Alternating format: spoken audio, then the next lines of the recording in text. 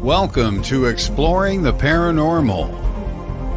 Hosted by Heather Leigh, PhD, Exploring the Paranormal offers a new, fresh look into paranormal research. Join Heather as she discusses some of the many haunted locations worldwide, discusses why these locations are haunted, hear from paranormal researchers about their personal experiences at these locations. Additionally, Heather takes a journey into the science behind the paranormal, discussing topics such as thermodynamics and the Heisenberg principle and how they both affect paranormal activity. Now, your host of Exploring the Paranormal, Dr. Heather Leigh.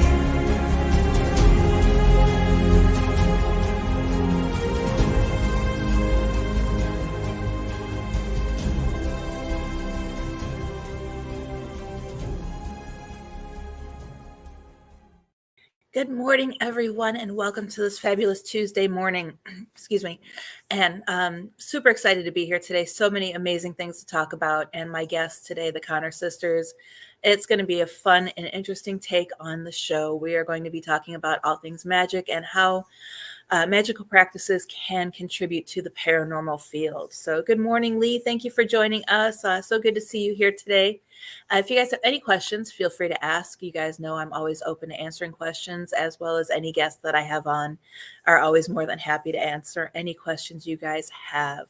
So just put them in the comments and we'll make sure that we get to them during the show. And if we can't, we'll definitely get answered after the show. So basically, I have a few things that I want to talk about. You guys know I like to start the show off in the morning, discussing some of the projects that I have going on and the different things happening. So we'll get started on that in just a minute. And there was something that I had in my mind that I was going to talk about, but that's what it was. I wanted, usually I ask you guys where you're watching from, but I do have a lot of repeat viewers and listeners. So if you have been here before, you can still let me know where you're watching from. Would love it.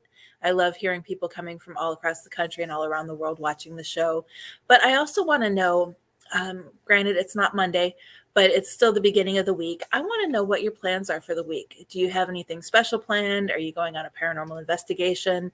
Are you getting out with the family this weekend? Or what your goals are. What do you plan on getting done this week? For me, I know it's going to be my next book that I've been working on. Need to get that done definitely before the end of the month. So this weekend we are going out to, it's one of the forts. I completely am drawing a blank on the fort name, but we're going to one of the forts over out by Tampa Bay. And we're going to be doing some mini investigations and getting some photos for my upcoming book on haunted Florida ghost towns. So we'll definitely be doing that and checking things out. Hi, Paula. Thank you for joining us. Ooh, all the way from Ireland. Love that. And hi, Kelly, Australia. Oh, I love Australia. My dream was to try to move there, but that never really happened. And Leigh, yep, you're from the Midwest. I actually grew up in Woodstock, Illinois. I'm not sure if you know where that is, Leigh. And a Bigfoot conference. Oh, yes. I definitely need to get to a Bigfoot conference. We have one here in Florida that is amazing, I hear. And I had hoped to go to last year, but never ended up making it. So hopefully this year I can get out to that and enjoy that one. So let's go through my typical morning. Yes, New Smyrna Beach, Florida has a fort. There's several forts throughout here. I noticed when I was writing the book, I was going through one fort after another. But for those of you who are just joining us, I'm Heather Leigh. I have a PhD in paranormal research, and I am an author, lecturer, paranormal researcher, motivational speaker. I do shamanic life coaching, holistic life coaching, and then I also dedicate a lot of my time educating others. I believe that we should all be sharing our experiences and tips, tricks, and ideas, and that we shouldn't hold on to it. So that is one of the reasons why I am always an open book. So like I said, even if we're not live, ask questions on the videos, or you could always send me a message at Exploring the Paranormal Show, which is on Facebook. Or you can also go to at Dr. Heather Leigh, find me there as well. And you can send me your questions. I'm always willing to do that. One example is yesterday I had someone who wanted to talk to me. Gave them my phone number. We talked for about 20 minutes, and she just wanted to share her stories, information, and ask a few questions. So I'm always, as long as I have the time available, I always am here to help where I can. For those of you who've been following me, you guys know I've been talking about my books and everything going on. This year is absolutely crazy. I have 4 books I need to finish before Christmas for publications throughout this year and into next year. But I do have already Haunted Southern Nevada Ghost Towns. That book is available. However, due to my appearing on Ghost Adventures last week, it has sold out. On Amazon, I'm not sure if Arcadia Publishing still has any copies, but I have been told that they're making additional copies to send out back to Amazon. But I do have 10 copies on hand right now available to autograph. If you guys would like an autograph copy, it's $21.99 on Amazon. I charge $25, but that includes your shipping. And it also is autographed. So just let me know, send me a message at any of those links, or you could also email me at heather.lee73@gmail.com, and I will send you that PayPal invoice and get that shipped out to you. Ghost and Legends of the Vegas Valley is also out, and that one I checked is still available on Amazon. And I do have 3 copies on hand, same price, $25. If you're interested, let me know, and I can send you an autographed copy. I just finished, I saw the proofs and it looks absolutely amazing. Those of you who follow me on Facebook, you have probably seen the cover. Haunted Florida Lighthouses is on its way to production, and that will be out September 11th of this year. Then the one I'm working on right now, Haunted Florida Ghost Towns, absolutely having fun writing that one. And then we'll also have 3 more books on theme parks, roadside attractions, and Civil War sites here in Florida. So I'm definitely looking forward to all of that information as well, and having a lot of fun doing everything. So Francisco, thank you for joining us. And I'm just catching up. Usually camp every now. We have a small boat. Yep. I don't camp, and this it's not that I love being outdoors, but for me, staying in a campsite overnight just isn't my thing. I really wish it was because of what we do, but I absolutely love getting outdoors, exploring, and sitting by the fire. But I'm the type of person who likes to then pack up and go to the nearest hotel. So yeah, but everybody else I know loves camping, and they keep trying to talk me into it. So I might just have to try doing that sometime soon.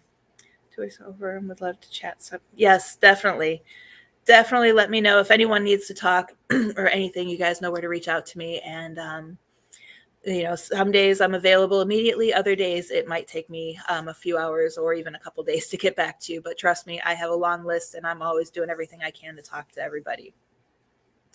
Just a few more quick updates before I babble on until my guests join us. Ghost Education 101. For those of you who are new to watching, this is a podcast that I have been doing with my co-host Philip Wyatt. We have been doing it since the start of COVID. We work on educating other people. We do videos, we do panel discussions, and we have special guests to talk about experiences and tips and tricks. Tomorrow, we actually have a guest, Ron Stokes. He has worked with several he's a demonologist, has worked with several exorcists, and we're going to be talking about different cases he's done, how to identify if it's an exorcism, or if it's a demon, kind of talk about what happens during an exorcism, and give his point of views. And then he has a couple cases that he does want to discuss. Real Haunts Ghost Towns and Real Haunts 3 are now available on Prime for $4.99, but they are still available on Tubi for free. Those are amazing documentaries. We were asked by Motion Picture Video to head out to the different ghost towns and Southern Nevada, which is where I got my book idea from. And we just had a blast. And you can see in the videos, we have fun. I like how they did it. They cover the history of all these different ghost towns, and then brought us in to talk about the paranormal activity and what's happening. So those are 2 amazing documentaries if you had. And actually Real Haunts, the original one, was filmed here in Florida while we weren't in Florida at the time. And Motion Picture Video did a great job with that. I think the first one includes the Tampa Theater and the St. Augustine Lighthouse, which I think the St. Augustine Lighthouse is also featured in Real Haunts 3. So you have that as well. Love you. Oh, I I would love to get over to Australia one day. Oh, good morning, Courtney. So yeah, actually, the Sydney Opera House is a location that I would just love to investigate. I don't know if it's available or anything like that, but definitely need to. Australia is definitely on my list of things to do.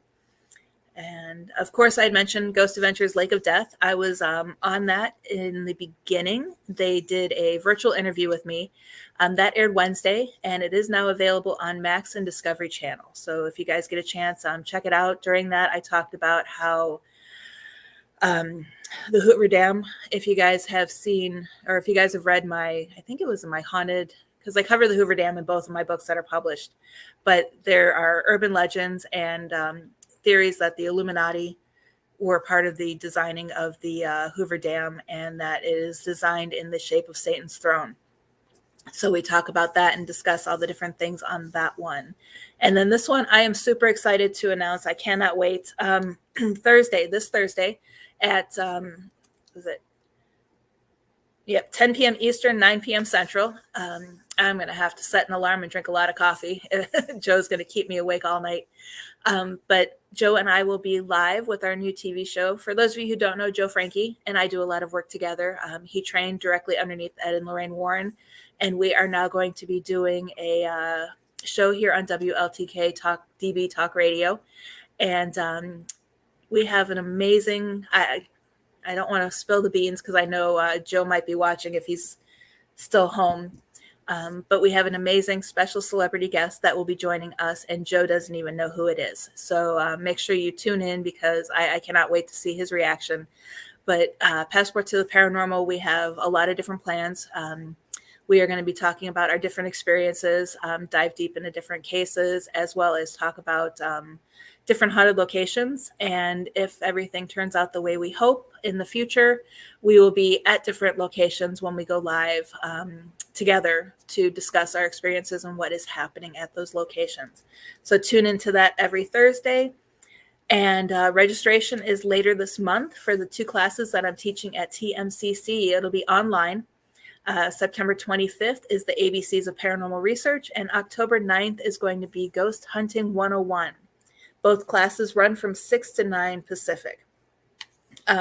Lee, I wish I could spill the beans, but trust me, you guys are going to want to tune in to see that. If not, at least definitely catch the replays because it's going to be amazing. I know the show's going to be amazing to begin with, but this special guest, the guest is actually looking forward to joining in and being a part of our first show. So it is going to be a lot of fun. And I know when I talked to Joe yesterday, he was like, "Come on, please tell me." But yeah, no, I'm not telling him. So that should be a lot of fun. So let's talk a little bit about different things. I know my guests today are going to be, we're going to be discussing Magick and everything. Let me go scroll down to their bio real quick to make sure I get it right. Yeah, they, in 2000, sorry, my dog just bumped my table. In 2010, they founded the Sisters of Salem Society of Paranormal Research. And they're very energetic. Love these two. And they bring happiness to this field because they're always smiling. They're always happy. And I like the fact that they, combine, love the name, by the way, Sisters of Salem. Absolutely amazing. And it's as an only child. And this is a question I'm going to be asking them because as an only child, I can't imagine working with my sibling on a daily basis, but I don't know because I don't have a brother or a sister.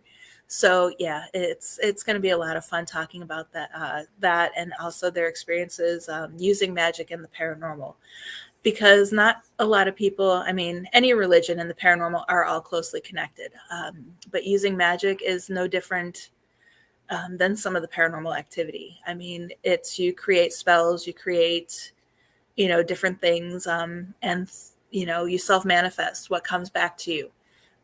Which is a lot of things that happen in the paranormal field. We self-manifest, not in all cases, but a lot of cases, we self-manifest what happens to us.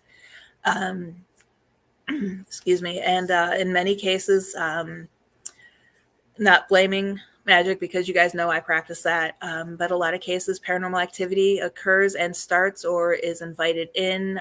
Demonic, the stages of demonic, various stages occur because someone is dabbling in the paranormal. Not paranormal, dabbling in magic and doesn't know what they're doing.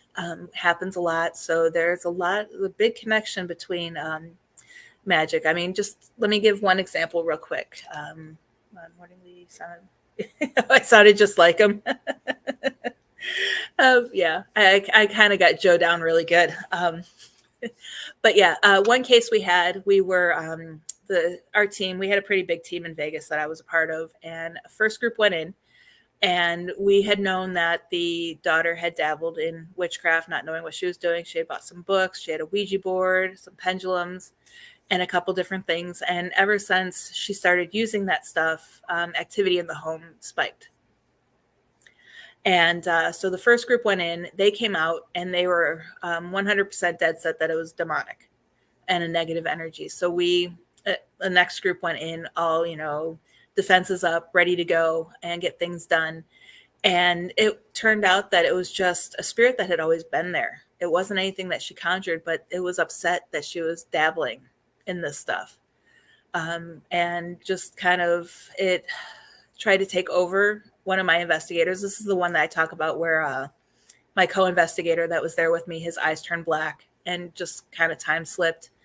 I came face to face with a giant shadow figure in the closet and was I don't know if I was pushed, flipped, tripped, kicked, or I don't know what, but all I know is I went flying and landed on my knees during the investigation. And the more we listened to the evidence that we had, the more we kind of talked about it, it all led to the daughter kind of dabbling in it.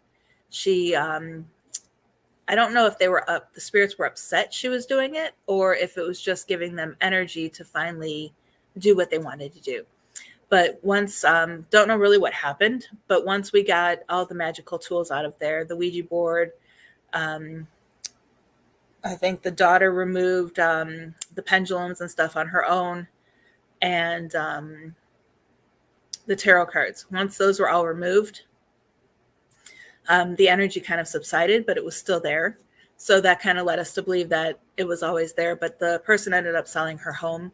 So we weren't able to continue any research or figure out what had happened because she did end up selling her home. But yeah, it was a very interesting case. And I do believe that the connection there was the daughters dabbling in magic and witchcraft, kind of not knowing what she was doing, playing around, opening doors, and a whole bunch of different things. And it took my knowledge of the different practices to help cleanse the home and trying to kind of keep that at bay. So, and like you guys have heard me say this, and I know a lot of other paranormal teams say it too, but when it comes time to help a client, you want to make sure that you have someone on your team or someone at the investigation that is either fully knowledgeable of their religious beliefs or is of that religious belief, so that way they can help.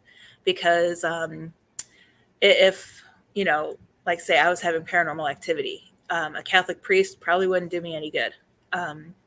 Just like if it was a Jewish family sending me in to help, probably won't do any good because I don't know much about the faith.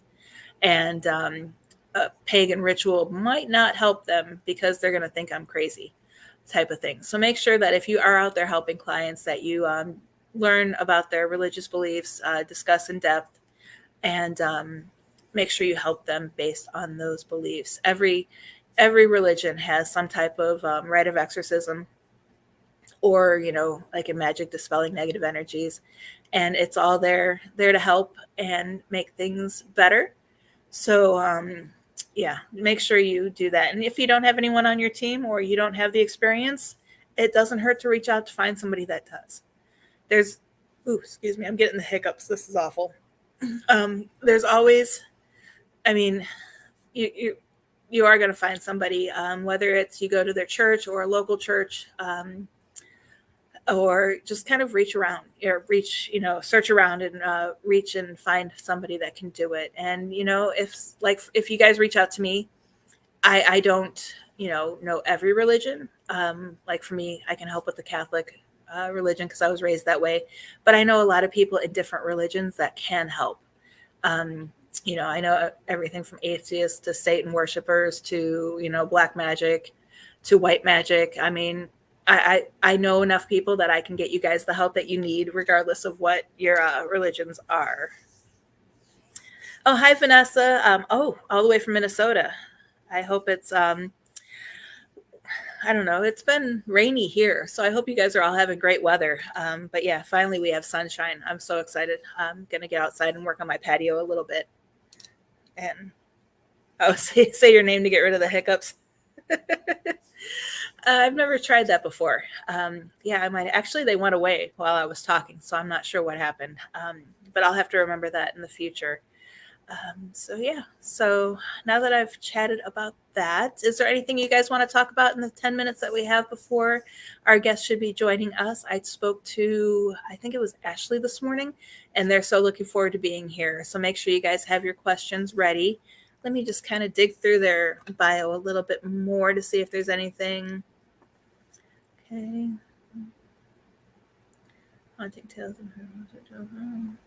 Okay. So if you guys have any questions, even about psychic abilities, mediumship, they should be able to help. They have a book coming out. That's right. She mentioned that to me.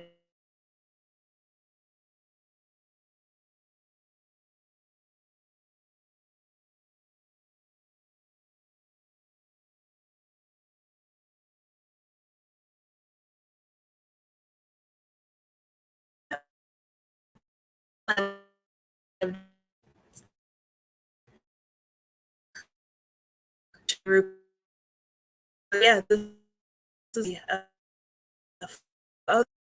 masters skilled at linking their vibrations to give the message that is meant from the other side. So definitely, finally rating there.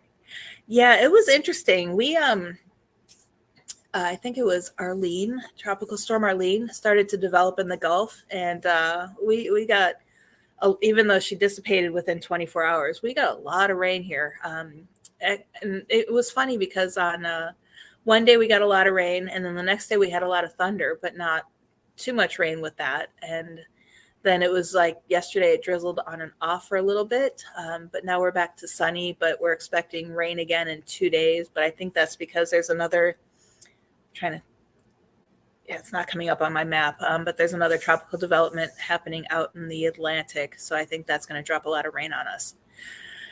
So yeah, we needed it though, but that's this time of year. We get rain every day from 2 to 5 or whatever it is. It's everyone says.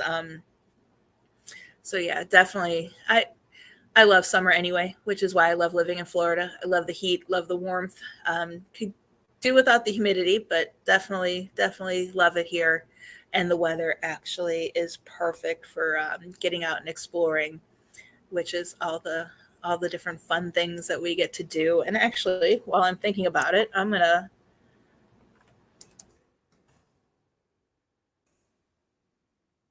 trying to figure out what fort it was that I was gonna go to.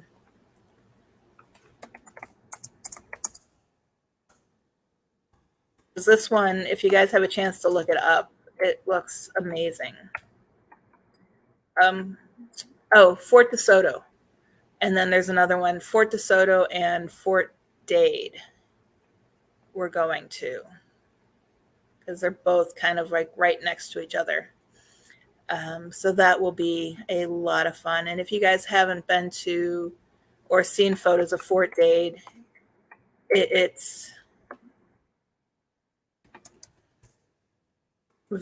sorry, I'm kind of looking it up again, but it's very interesting. A lot of abandoned structures, and it is going to be a lot of fun. Oh, hey, Diet. Thank you for joining us today. Happy you're here. I need to actually talk to you because I've been wanting to get you on the show, but I haven't had a chance to reach out to you. So we'll definitely have to be in touch soon. And and catch up on a few things because it's been a while. Definitely need to do that. Okay, so if you guys have any questions for the Conner sisters, please make sure you get them in the comments. I am going to be bringing them on soon. So you mentioned activity happening. Asking what tarot cards does this happen often or just under certain? Okay, yeah, no, it's if as long as you know what you're doing, you should be fine. It's all about opening communication to an unseen force. It's I view any type of communication with the spirits the same. It's not that they're all dangerous. It's not that one's more dangerous than another, or one's less dangerous than another. It's you're opening the doors and you're talking to an unseen force, so you don't know who it is. You don't know if it really is, your Uncle Joe, or your Aunt Mary. You don't know if it's a demon. You don't know if it's just a negative energy or just a spirit goofing around. Same thing goes with the pendulum. If you're asking the spirits to move the pendulum, you're asking questions. If you're doing an EVP session, you're asking questions, and spirits view, depending on the spirit, they view it as like someone's talking to me, and especially if you get a spirit that hasn't talked to someone in forever, I describe it as kind of almost get attached to you like a puppy dog. So you run that risk of not properly closing the door, not properly protecting yourself. And the same thing with tarot cards, even though some people just view it as you just shuffle, but you're also tapping into manifestations and energies. So you want to make sure that you are properly protected, properly know what you're doing. And if you don't, reach out to someone who does to train you, offer you tips and tricks. And as long as you do all of that, you can, protect yourself. It's more or less also your intention. If you're doing it for the good for yourself, with no malevolent intention, you should be fine. That's the biggest misconception is with the Ouija board. I have never used one. I don't even own one, but I do own pendulums and pendulum boards. So they're basically the same thing. But I always make sure that I'm grounded, protected. Whoever I'm talking to, even if I'm doing an EVP session, I thank them for talking to me. And I tell them, hey, please leave me alone. Once I leave, as long as you follow my rules, I'll make sure I come back and visit you again. And then I do everything I can to make sure I go back and visit them again. So it's, a whole bunch of different things. So yeah, that is, oh, okay. You're welcome. And if you guys have any other questions related to it, just feel free to ask. And I'm just scrolling through the chats here real quick, and they should be joining us any minute, and looking forward to that. Oh, how'd you do that, Courtney? I know one thing is for those of you who saw when Catherine Sorilos was on, we shared a video of her moving that piece of paper with her mind. I set up something similar to that, and I need to do a video, but would love to hear what happened to you, Courtney. But I put the pendulum and made sure it wasn't, with wind or anything like that. And I actually got the pendulum to move with my mind. So heavier than the piece of paper, but amazing experience. And would definitely love to hear your experience with the pendulum as well. And I can share photos, but I need to make my co-host, Philip Wyatt, for Ghost Education 101. He's put together some really affordable pendulum holders that they take on cases. And I think he said he made them for it was either less than $10 or $20 for each one. And he spray painted them gold, so they look really nice and professional looking, even though it was styrofoam and dowel rods. So I have the photos for those, so I'll share them on Exploring the Paranormal Show and at Dr. Heather Leigh, and get those out to you guys so you can see them. But I think I'm going to get the stuff for myself later this month and make a video on how to do that. So, and that's the good news, is later this month, I am upgrading a whole bunch of different things. I will be doing more videos, one-off videos that are only like 2 and 3 minutes long for YouTube. So you guys don't have to listen to me for 2 hours, chat away. And kind of just sharing tips and tricks. I'm going to show you guys how to for those of you who were around when I did Touch of Magick, I still do some videos for her, but she's had to take a break. And I talked to her yesterday, and Touch of Magick will be probably relaunched along with the Witches Paranormal Society. So I'm super, super excited to be doing those with Marissa. And we'll be doing more videos similar to that on my Facebook page or on my YouTube page, where I show you guys how to make the different sage sprays that I make. I talk about different paranormal entities, and each segment is just one entity. I share different, like an herb of the day. I did a lot with rose and cinnamon and bay leaves and everything like that. So that I'm looking forward to getting up on. That was something I forgot to mention. So yeah, so make sure you guys stay tuned. There is so much planned and so many amazing guests that I have planned. Real quick, before we go take a break, while we're waiting for the sisters to join us, I can run through who I have planned coming on here. And I'm like super, super looking forward to, I can't believe I'm booking out as far as I have been. And Ghost Education 101 is actually booked out for almost the entire year. We're booked up through October, and then we're going to be taking December off. So, but real quick, for my Tuesday morning show, you guys can join us next week for Natalie Crater. We're going to be talking about all things paranormal and her experiences. And I have the fabulous Joe Frankie coming back on June 20th. Dr. Father Kenneth Torres will be joining us on June 27th. I have my producer, Todd Bates, will be joining me on July 4th to talk about his experiences and his book, The Haunted Voice. July 11th, C.L. Thomas will be joining us. July 18th, I have Jeff Schlachter. He is an amazing guest. He joined impromptu one day to cover for someone who couldn't make it, and he is coming back. Make sure you join for that one. That one is comedy at its best. When I do that. On July 25th, I have Howard Petrie. He hosts many, many podcasts. And then him and his organization are doing Fear Fest 2023 in New Orleans. We're going to be talking about that, as well as his nonprofit charity organization that he is raising money for. We'll talk about that. Philomena Thomas will be rejoining us to discuss advancements in the Hatman Project and find out where they're at.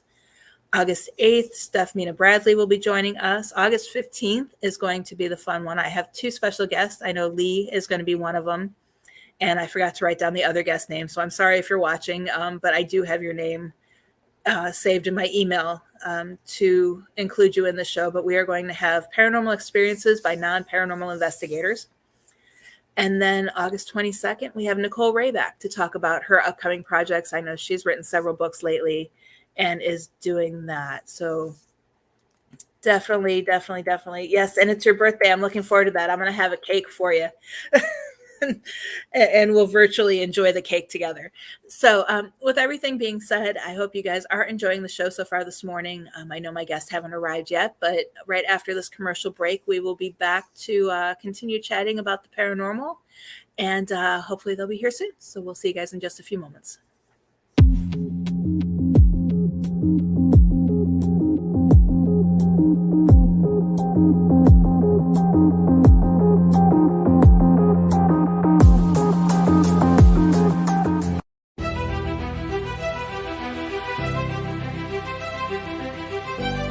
Have fun for a great cause at the Broadhead Manor fundraiser July 1st, 2023. Help save the roof and restore this iconic building to its natural state. There will be a silent auction, raffles with your chance to win some amazing prizes, like psychic readings, and books by authors Chad Lewis, Todd Bates, and Christina Bloom. Attire from Expedition Entity and We Are Paranormal, and more. Join the fun July 1st at Broadhead Manor from 11 a.m. to 6 p.m. Bring the whole family. There's face painting and games for the kids, and vendors, psychics, food, and more for the adults. Broadhead Manor, where numerous spirits call home, located in Broadhead, Wisconsin. For more information, find them on Facebook.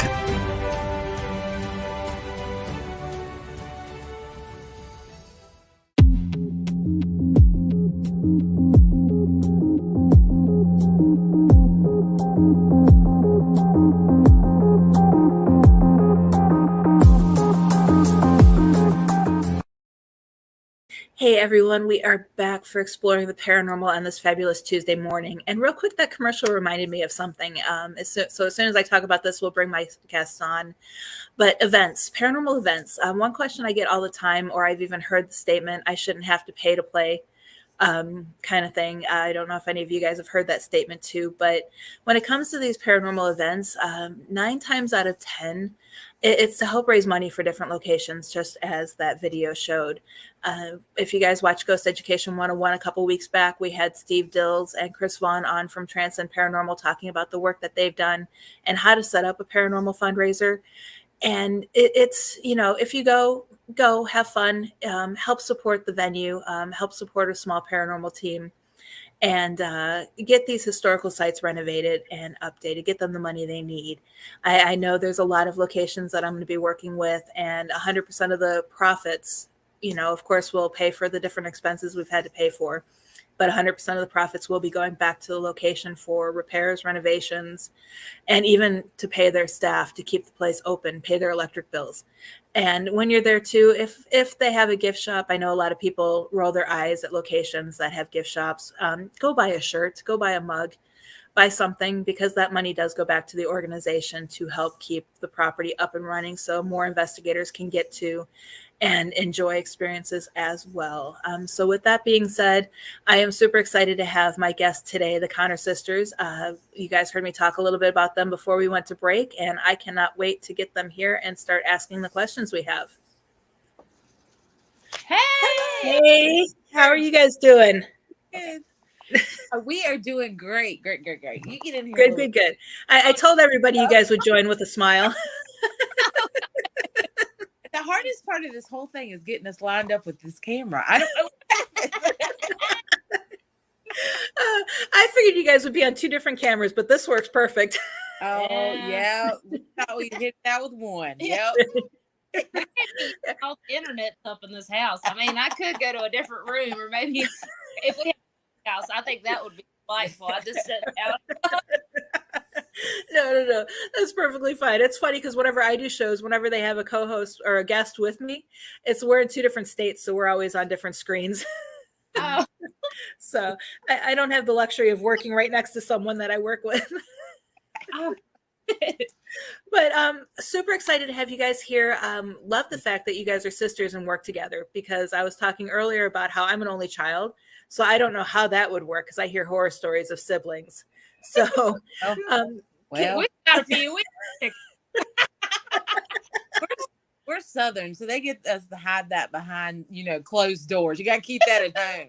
Yep. If people only knew. Not yet. The Southern belle out in the public. Yes, very much so. Exactly. Trust me, I was born in Virginia, so I know. There you go. You understand. We Yep. could be crazies, but it's got to be in the house. Right, exactly. So one thing I do want to start off, I did read a little bit of your bio. Absolutely impressed with it. Love your Sisters of Salem. Love that name. Good Salem, not the good Salem. It's always Salem, Virginia. I'm like, we in that little town, we're the ones that do magic. Everybody Right. else does meth. But still, it's a great name. Thank you. It's still perfectly a great name. Yeah. But do you guys mind telling everybody a little bit more about yourselves and what got you into the paranormal field and doing what you do? You want to hit it? Thank you. Okay. So we grew up and we watched way back when for the Ghost Hunters. It was I think it was Fear. Was it Fear? I'm not for sure on that. God, I don't even remember what it was, but they actually went to a haunted location, and it was the really bad camera angle, and they were snotting and stuff like that.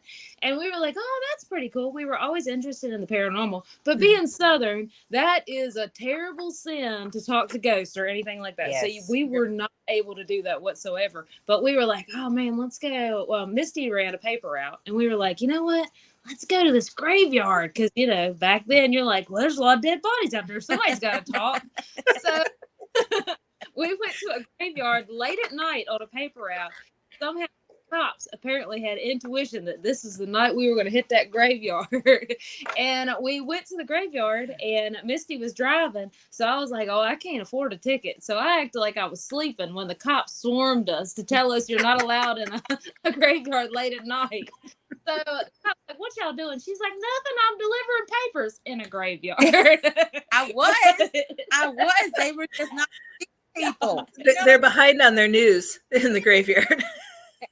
So he said, down the street at this, or meet me at the street, or meet us at this church down the street. And it sounds sketchy as crap, but he's a cop, Yeah. so you listen anyways. Yeah. So we go down there, and he puts a piece of chalk in. He's like, you know, they got like groups for ghost hunting, right? And then that's when I woke up, because I was like, stuff's getting sketchy, you know. So he actually told us, and we were part of the first. They had already started a, Virginia Paranormal Society or whatever, but we were actually involved with that. And then we broke off because we wanted to give the girl power. Yep. And that's when we got Sisters of Salem. But along the paranormal journey, we kind of realized, wait a minute, because again, if you're in the South, you have no gifts whatsoever. You are not, no, that's a sin, this and that and the other. So we kind of always pushed it aside and thought it was funny little coincidences. And then it got to the point to where it was undeniable that, we have gifts. So we started honing those in to do for the public. So.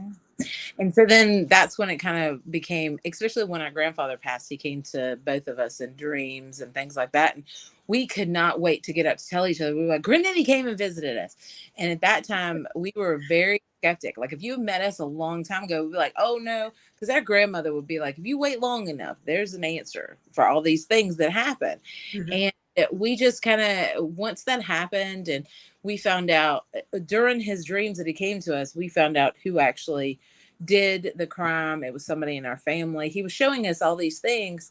And when we would go to court, then because there was also a court case that was involved with when our grandfather passed, the times that he showed us in the dreams and the things he showed us in the dreams were discrepancies they were fighting in court that we had no idea about.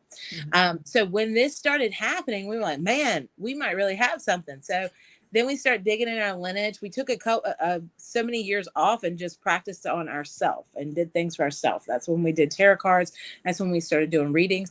We went down to this house, Nickerson Sneed, and the owner, every weekend we were there. So we pretty much lived in this notoriously haunted location, and we had to deal with these spirits. And when we did, that honed us really quickly. And then we went on the road, and then we started doing seance and gallery readings and readings for the public. And then we really dug into our lineage, because we couldn't understand how everybody in our family was kind of okay with it if we talked about it in a certain way, because we are in the thank you, I couldn't get it out, anyway. You're in the Bible Belt. So it was like, if you called yourself a healer or you did things good, then that's all right. But if you were to, the only thing that is the difference between a witch and a healer is they believe that a witch will curse you and the healer will not. We have the same power. It's the universal. It really is. So my dad, when we dug into our first book, we were asking all of our family these questions, because we found out we were wart witches in our family. And then it was really crazy. We were like, how could we be this? But y'all are so, no, that's of the devil. That's this. And our dad at Christmas was like, because if we had said we were witches, or they had said, they would have been hung. But you could be a healer in these mountains. So that's pretty much what an Appalachian witch, we come out proudly as that. Appalachian witches now, but every holler is different down here. Every course of magic is different, but it all gets to the same means. And it's really crazy in that, because you'll find that they're two sides of the same coin, but I have to pick my words very carefully so that people don't go out and get their pitchforks. I know when you guys were talking, the only thing I could think of at the moment is, have you seen The Water Boy, Bobby Boucher's mom? Yes. I like to think that I'm what's her name? God, she played as Nancy. I like to think I'm her out here in the South. Yeah, 100%. I'm Bobby Boucher's mama. I got a boy. I'd be like, she's a devil. Even though I'm practicing witchcraft, she's the devil. Stay away from her. But yeah, I could just see people doing that. I mean, I always here in Florida, I always kept what I did secret, because I mean, every corner there's a Catholic church. Yes. And it wasn't up until about 5 years ago where I openly you know, and I was raised Roman Catholic until high school when I decided to switch over. And yeah, it's, you know, here you didn't, I mean, even now still people are hesitant. It is so crazy like that. Yeah. Like, understand that, you know, it's not all as soon as you take that term or you start going this little way, it's really self-empowered. Us, I still believe in God. I say I'm almonistic because I believe there's truth in every religion because they're all kind of similar. But in reality, I, in my way of thinking, think it's like more of an intense form of praying to me. And it's kind of like I have power in my own life, because in the South, it is God's going to do what he wants you to do. Don't, like, there's certain, like Misty grew up in one church. We grew up like two different churches, right? I grew up Pentecostal. So Pentecostal is you can't wear makeup, you can't be flashy, you have to wear a skirt, your hair has to be, you don't cut your hair, things like that. Me over here, it was all Jesus loves you, just color this picture. And I'm like, yay! You know, so, you're lucky you got that part. Because I was waking up peeing in the bed thinking of brimstone and hell. You know what I'm saying? You guys are hysterical. I love it. I had a few more questions. I'm trying to find my sheet here on my computer. Where'd it go? Okay. Oh, this is one question I get asked a lot, especially from people who don't understand witchcraft, magic, and all those things, is how does magic fit with the paranormal field? Oh, forget it. Okay. In the paranormal field, it's always so crazy because people will be out there searching for ghosts, which is technically kind of a supernatural, like you physically can't see it. You physically can't see magic as well. You can use magic for ghost hunts as a protection. You can do it as more of an intense way of trying to communicate with spirits. And there's so many facets that you can go into witchcraft, and they kind of go hand in hand. I mean, at Halloween time, you'll see fake ghosts out. You'll see witches out. I mean, they're pretty close together. I'd like to think they're on the same sailing time, you know? So, why do you think that you can put well, this is the crazy part. Like I said years ago when we started down this path, it was very taboo for a paranormal group to have a psychic. Remember that? It was one side was metaphysical, one side was more scientific. If we could call any of this really truly scientific. I know we have devices and stuff, but there's still an element of nobody knows what's on the other side of the veil. We're mediums. We talk to stuff over there, but I can't tell you 100%. I don't know what's going to happen when none of us go over there. So it's kind of crazy how people get super intense and they're like, this is the way it's got to be. But who told you that? Who really, I think everybody has a different belief system. So when they go on the other side, right, it's going to be a little bit different for everybody. So it used to be really taboo. You don't have a psychic, you don't have a medium, you are scientific, and that's metaphysical. Then me and Ashley like really developed our gifts. We come back and we're like, everybody's got a psychic on their team. What in the world? But it was amazing because I think that was the missing piece of the puzzle. A lot of times I have met psychics who are not witches, and I have met witches who are not psychics. But sometimes if you could get one that is the both, and you're making that communication and you're using that bridge of magic, she can protect, or he can protect your group. He can tune in to other energies, because that's what we do, right? As witches, as psychics, as whatever, we tune in. We are in more cohesiveness with the energies that are around. Energies, it translates into ghosts. It made very much so sense when I was like, hot darn, y'all are finally coming in and realizing mixing both of these will be very beneficial. We have been on a case before, and this is so funny. Well, we were hosting an event. Somebody had brought us in as, I hate to say talent or whatever, you know, the ghost investigators or whatever. But we also were psychics, so we would read the room. And there was this lady. We were on the second story, and the place has been demolished. I think now it's 202, like the paranormal something, and oh gosh, I can't remember. Okay. But it's in the middle of nowhere. It was a very small town, and I think the lady has since demolished the place or something. But we went to the second floor, and people don't understand, when you communicate with spirits, sometimes they can move faster than what you think they are. Like if I got somebody who is just right on and I can understand their thoughts, they tend to move in the same realm that we do, right? Like their movements are just like ours and stuff. If there's somebody who's unhinged or a little bit mentally off, they're pretty fast because their energy's on a different level. So there was a lady all the way at the end of the hall, like a lady I was seeing in my third eye, right? I was communicating with, and I saw her, and she looked so sad. And all of a sudden, she was on me very quickly, and I could feel her energy. And of course she braced and stuff because she was mentally unstable. And I got that very quickly, how fast she ran and rushed at me. And I said to everybody, I was like, something's going on these stairs. Y'all need to be careful when you go up here. I can hear that intent, right? So everybody was single file going up these stairs and stuff like that. And all of a sudden I get this friend that comes to me and she's like, oh my God, I'm so glad you said that. So I went up the stairs, and then the two was going right behind me.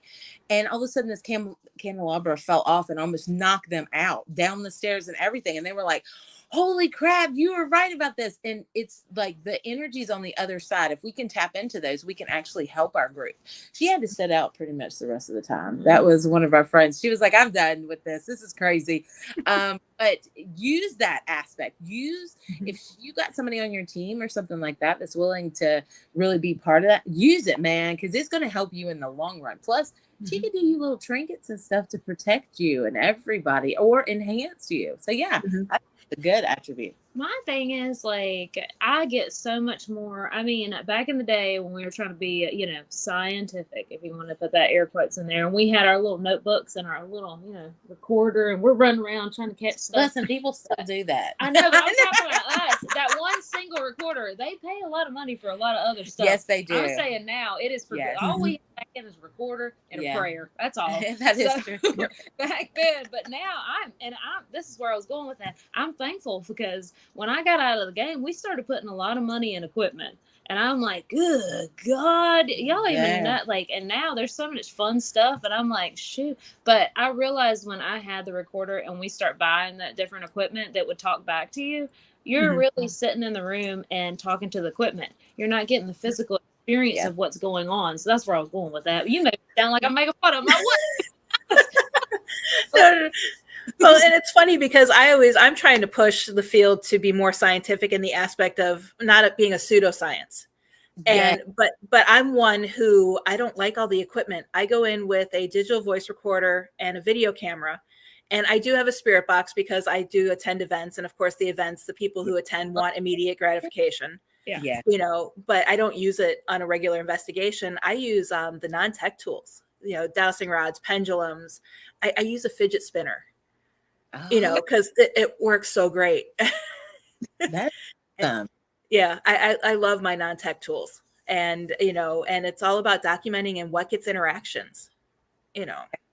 Like I really turn into something that I shouldn't be on these investigations. Like if you put me out there and you're like, Misty and Ashley, go read this house. Now I have my pen and paper and I'm writing down everything, right, that I'm getting. But you put something that will talk to me in front of me, I literally become, I'm like, Lassie, Tammy went down the well. Like I just get so immersed. Lord have mercy. I don't know, for me, when I go into a location, I have not a hard time, but when you have a lot of people that have a lot of energy and you're with a group, it's harder for me to hone in on the spirits that are not embodied, as in rather go through the room, not have my cell phone or anything like that, and have the room dark, and I can feel like I physically put my hand to try to figure out what's in there. And it's like the ghosts don't want to be around the crowds. They don't. And you get more when you can just focus in on what's there. But I equipment and lights, I'll be like, look at that. Look at that. Like the one, I don't even know what they're called now, but I don't know. Glow sticks, or not glue, it's like glue sticks that stick out. And I'm like, look at that thing. And I'm all excited. I won't focus in on ghosts or anything. I'll be like looking at their stuff. I'm like, how much you pay for that thing?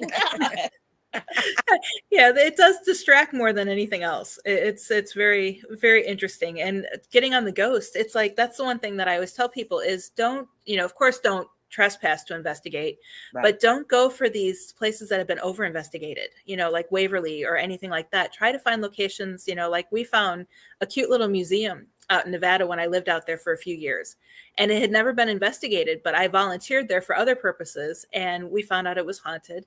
And when we would investigate there, it would be activity like crazy because the spirits had no one to talk to because no one ever came out and tried to. So I don't know if you guys, I'm sure you experience the same thing or something similar. I was going to let you go. Well, my theory on this is a little bit different because I believe people believe places are haunted, but truly everybody on the element that we work with, everybody has ancestors, everybody has spirits around them. Mhm. So just because one place is haunted or whatever, you deem it as haunted, everything's haunted. That's the way I think. I'm like, if you have somebody who could tap into that, then everything can be haunted. And then Right. if you find that you keep moving from location to location and nobody else is getting activity, but you're getting that activity, then maybe you're haunted. Maybe you're like that medium of the situation. It's not really the locations. But I will tell you this, what you're saying about, we have went to St. Albans, for an example. Mhm. We were the first group to ever go into St. Albans. We when they opened it up for the public. Now think about this, like how many groups have went through here. When they first opened it up, we were the first paying group to be there. It was a lot different than it is now. When people go to see St. Albans and Radford, they have done some amazing work, but the spirits there are different. They Mhm. were more interactive, I believe. They were more, I'm not going to say aggressive, but they were more responsive. Now, not that it's not haunted. I mean, it is very much so. But it's like the spirits understand where to go to get away from people. They understand, they understand all these little, because it's been ran through so much, and it's still a beautiful place and stuff. But us being able to experience it right when nobody else had, Mhm. completely different. So I agree. Like all these bigger places, I don't know. I still love it. Don't get me wrong, but we were really fortunate to be able to see the difference that you're saying Mhm. there. There is a Right. big, yeah. Yeah. Mine is, I believe that like I do think that once you got like 20 million people in there, it's like going through the bus station. Why would this go stop and talk to you Yeah. if you have so many people there? So if I've gotten more responses when I'm there after hours and I'm by myself, I've got the shit scared out of me. I'm like, oh God, they're hot. Like, you can feel Yes. them around you, and they're like, you know what, you need to get the hell out of here too. Like they're Yeah, they're you like, know, you're like, stepping on our time now. it's like they have a certain curfew time, so when there's not a lot of people around, I get that, like closing time up. I've also got like if you establish like a relationship with the spirits there, as in if Yes. you're always there, then they're more Mhm. likely to go to you. Just like if you always go to a certain place, you're going to start developing friends there. But Mhm. I agree with you too, like going to places that haven't been, not necessarily ever done, because I love all establishments or things like that, but to get that relationship, because everything's haunted now. If there's some sort of bad history or something like that, and It I'm didn't happy even have for to it, be that. yeah. It didn't even have to Mhm. be that. But Yeah. like it's more like you want to come through the ghost tour, because things like that. Like, Mhm. yeah, I can't say I wouldn't. If there was a nice location, it had a haunted history, I'd be opening it up too. So Yeah. totally. Yeah, it always makes me wonder if the spirits are like, oh crap, they're coming again, and then that they pack their bags and move on to another location. Yeah. I think they hide, definitely. Yeah. I think they're like, okay, let's get in this corner. This is my corner. You get out. Like they're, you know what I'm saying? Like you could definitely feel them, which is kind of neat. But isn't it weird? I mean, because we've all been in this field for a long time, and isn't it weird how when it first started out, we were lucky to find a place. We were like, wow, these places. Now something happened, something switched where people were like, wow. I think Ghost Hunters had a lot to do with it coming on TV, but Yep. still ridicule. But then when they realized how I really truly believe profitable sometimes places, people were like, wow, we could really do this. I know so many people who started out in this field, just regular investigators, now own a property, now doing these things. And it's just crazy. Like you couldn't find anything anywhere when we first started. It was hush hush. It was like, why are you doing that? Now it's like normal. Right. Families, they do outings. It's kind Mhm. of good though. I like to see that. I like it because it's preserving the history and stuff like that. Yeah. But no, it used to be edgy and oh my God, you do that. Ooh. Now it's like, yeah, let's go do this on the weekend. It's like, it's gotten very, not like it's anybody would do it now. Before you get your black t-shirt on. That's You important. had to, That's you important. had to make months in advance, and you had to be like, okay, I got to ask my weird friends to all pay in to get there this night, and that was pretty much your vacation. Now it's just like, hey, you want to go get pizza and go, you can wear whatever color you want. Actually, y'all, I saw, and God, every black like t-shirt group, please don't hold this against me, but it was so fun. We were at an event this past weekend and everybody showed up and all these groups were there and it was like a family.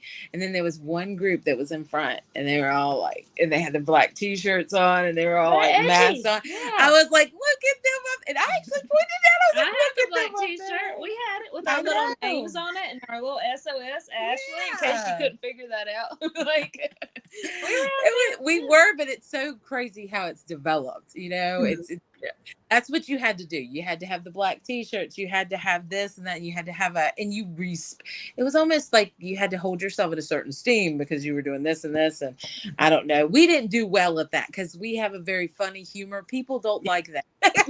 Nope. You're supposed to be all serious. We were like, well, we gotta go, guys. Nope. Yeah. People. This field is weird. I don't know if you guys have noticed the change, but I've been doing this for 35 years. And I had started off just on my own doing research of the locations, trying to figure out, back at the library where you're having to go through the card catalog to get the information. And I was always, my parents supported me, but anytime we would take a vacation, we would drive to like Williamsburg, Charleston, and then we'd go to Gettysburg. That was our family summer vacations because my dad loved going to Civil War sites. Yeah. But I'd be there searching for, the ghost tour, who's the local historian. And that's how I met Mark Nesbitt up in Gettysburg and learned. Here I am, a teenager, asking him 101 questions. But he kind of gave me my beginning. He took the time and answered them all. That's another thing too. Like you were mentioning that gentleman who helped you out in the beginning and stuff like that. In the beginning, it was a lot of that. You had to help each other because it wasn't like that. And this is going to date me a lot, but there wasn't a lot on the internet as much as it is now.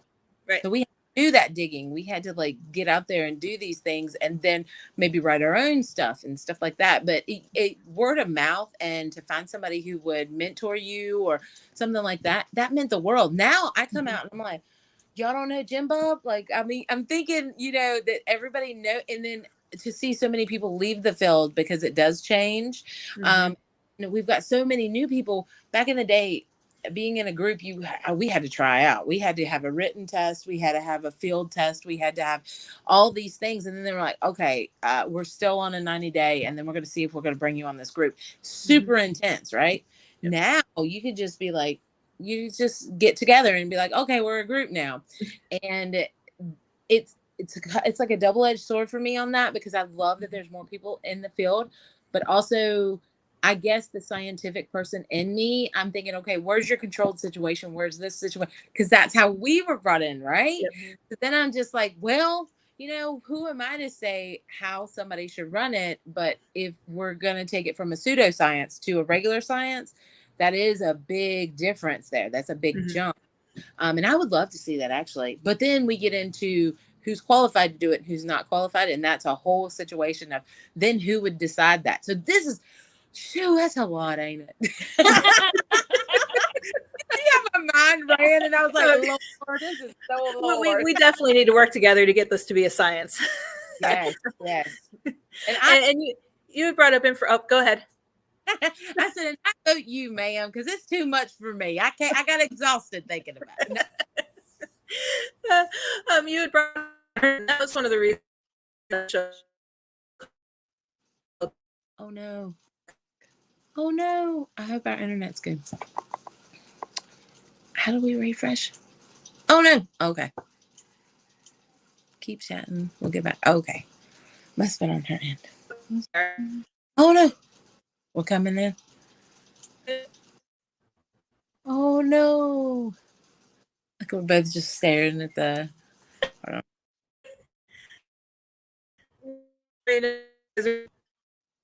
Oh no. Us?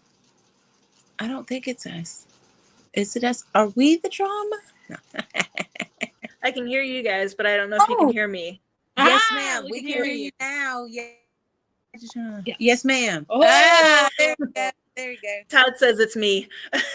Man, shit, they were like, they ain't ready for that. We got to shut this down.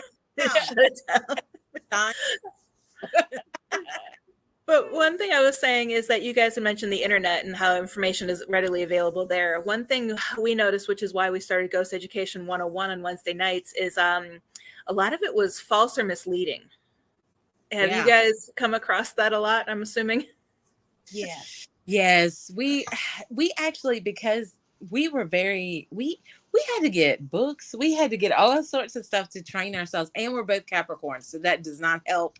But if we find, and we'll go around people and we'll be like, I personally back off, because I don't want it. Where's it my position to try to change somebody? Because there's people out there who will fight you over false information.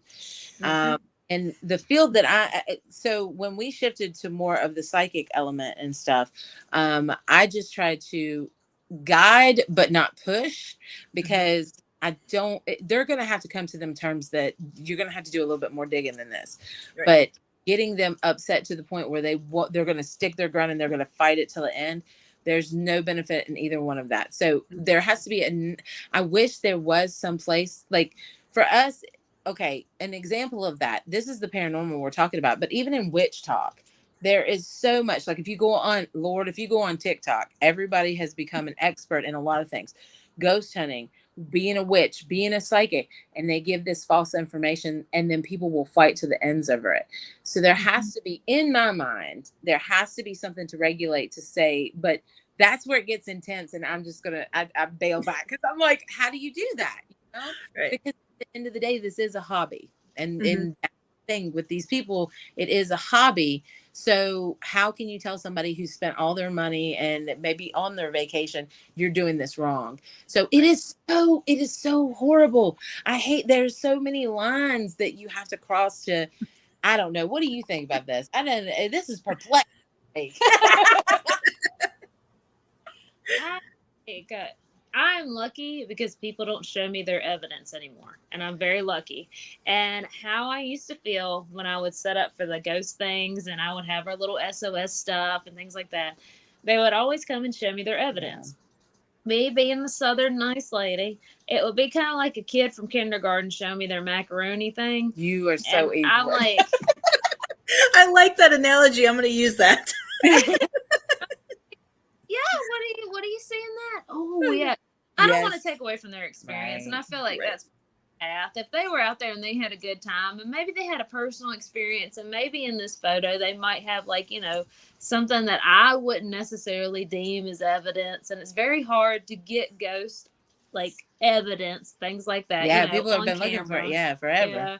So I'm just like, you sure did. You sure did. I'm kind of like that, because I don't want to take away from people's experience, because they are coming to me with their best thing ever, and it's really you see their face so light up, and they're just like, look at it. And I'm like, it is. It's like when somebody gives you an ugly baby and you're like, look at that baby. You can't say it's ugly, can't say it's pretty, but you're like, look, that's a baby right there. Look at it. Yeah. I'm in a lot of awkward situations that I'm just like, I'm hoping my Botox is up to point right now, because I don't want to be like.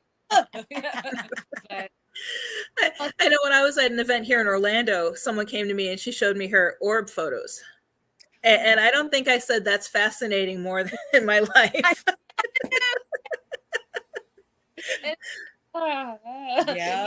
I wouldn't come forward with it, like I said, but I'm just like, well, and that's one thing that me and never came forward with our evidence and stuff, because I'm like, there would always be somebody that, regardless of what we thought, they would discredit it.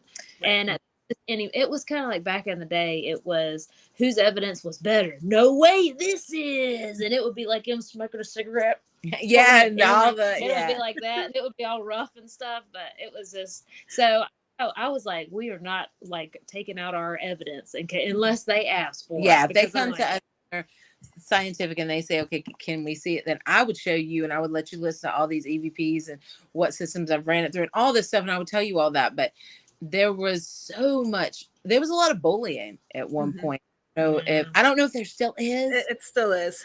Okay. Yeah. They're talk to us. They're just like, that's a lost cause. Just go on. But we don't, people don't, we get we have some great people who promote us. You mentioned Steve, Dill, and Chris. We love them Yes. dearly. Steve does events and he has us there, and it's so funny because he told another event person, they were like, well, I noticed when it's time to investigate and stuff, the girls I don't think they really want to. And Steve's like, yeah, let's not use them in that way because that's not their best qualities. Get them a gallery reading, get them this is what they're going to do. And he tries to give them like, but we do enjoy like, I don't like big groups ghost hunting. Yeah. Because I'm like, everybody in there, somebody's going to have a booger hanging and it's going to be whistling like a mother. And they're just going to be sitting there whistling with their boogers. And then you're going to be like, someone needs to clear their nose. And they never clear their nose. So you're just like, God, how am I supposed to say, blow your damn nose, over there. And then somebody's going to fall asleep. Their leg's going to be shaking. It's going to make. Do you want to know why this irritates you? Because you are that scientific. I am, yeah. So we got to back up. If I put my black t-shirt on, y'all better shut the hell up. That's what I'm saying. I want to be the only person in there for me to experience it. And then if there's a sound, I want to get up and make sure it's not a rat or anything like that. It's hard when you're large so old groups, school. it's horrible.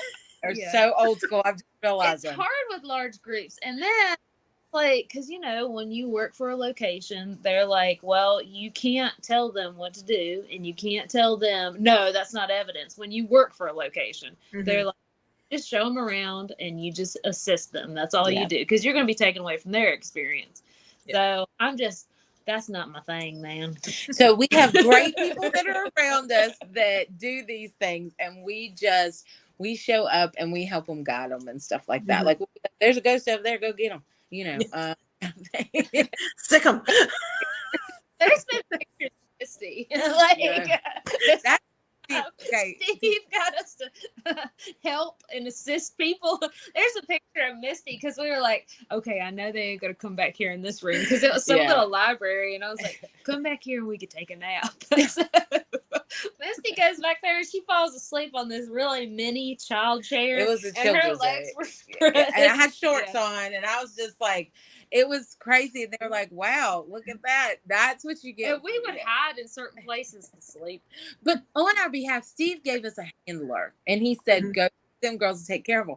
So we said the best way you could do it is get us a nap. We've traveled a long way. So he would stick us in little places, and it was really cool. So that's what we do now. Unless we pay our own money and we say, okay, this is not an event that we are going to be a guest at. This is not an event that they have us working at. Because when we show up to these things, we work on the other end of it, like the spirit communication. That's what we do. So it's very exhausting for us. But if we come out of pocket and we're like, we are going to go to this location, things get a little bit different then. Then we are more of, we do like to get away, probably just a very small group, just to experience that location. But we have some really great handlers. Let me just tell you, they are like, these ladies are crazy. They're giving us all they got, and they're the big guns. They're the ones that do the investigating part.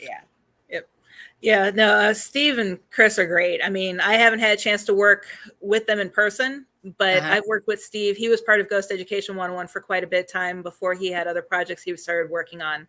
And he comes back quite often. I think we just did a couple weeks ago a presentation, and he did it on how to host an event and make it a fundraiser for these haunted locations. He's really, really, really good at that. And that's something I respect in him. When we all sat down and we're like, okay, let's do this event and stuff, he breaks it down to a point of what's going to make them money, what's going to help the location, what's going to make the public feel like it's a good I mean, there's so many aspects.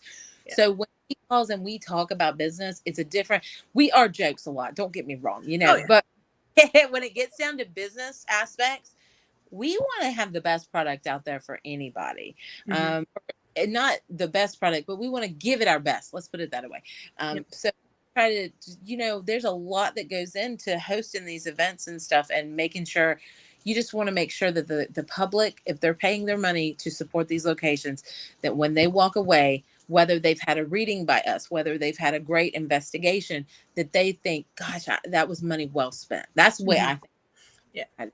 Yeah, exactly. And you also, of course, like you said, you want to raise money for the location, but the last thing you need is for someone to leave. And I mean, if someone has a great experience, they might just post it on Facebook once, but if someone has a bad experience, they're telling everybody. Yes, yes, Yeah. they are. Yes, and Yeah. it's just, and that would kill me. I think if we gave it our heart and we did the best we could, and I know everybody is not going to be satisfied. There's going to be that one person, or, you know. But if you really tried your best and you just wanted to make, because I'm harder on myself of, even with my clients, my biggest issue is one day my gift don't work and I can't give them what they expect of me, that Mhm. would kill me. And that's one of my fears. I've told a lot of people about that. Like the closest people to me, we have a lady that travels with us, and she's like our handler pretty much. She lines everybody up for readings. She gets all this stuff together that we do, and even helps us sell our merchandise. She pretty much just gets us in a row, getting us going.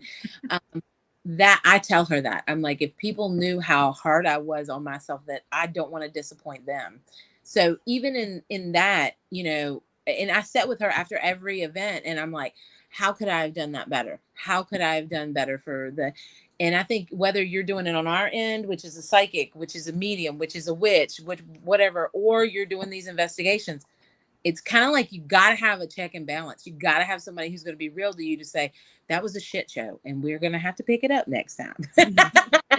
You have to have that, because you want, if you're trying to save some of these locations, you have to be able to provide for those locations, because Mhm. the doors would shut on some. I don't think people understand. People who don't want to pay a certain amount, I get it, but the doors would shut on a lot of locations, big locations, if they Mhm. didn't have the support of all these great people and teams around them. That's the truth. Yep, exactly. And that's what, I've always heard from people, I shouldn't have to pay to play. And it's like, I don't That even know how to answer that half the time. It's like, well, how, how does this place keep the lights on? It's, we were in Southern Nevada when I heard that. I'm like, okay, it's the middle of summer. You're really going to go to this location with no air conditioning? How do you think they keep that running? Yeah. Thank you. Or that just surprises me. We used to hear that a lot back in the day, because I find personally that those type of people are the ones that do the private cases, Mhm. because they feel that they can still get that and then they're helping someone. And I think that there's a lot of people out there that want that helping aspect. Long time ago, before we were in the field we're in now and we were just investigators and stuff, we shut that down because it was just me and her showing up to these locations. And one time there were people that got in touch with us and said, hey, this lady is trying to get everybody to come to her house and she's using y'all's name. And what people didn't understand, back in the day, the paranormal community was very small. And Mhm. if you had one near you, they would just call you up. They'd be like, hey, Mhm. man, this is what's happening. And we would talk about cases like that. I Right. don't think people understood that. Like we had a really good line of communication. I had two groups reach out to me that was like, hey, this woman's using your name. She's in a bad part of Roanoke. She's trying to get people to come to her house. It was throwing up red flags to all these people. And I was like, we've never even met this woman. So I don't know why she's trying to get y'all to come to her house so bad.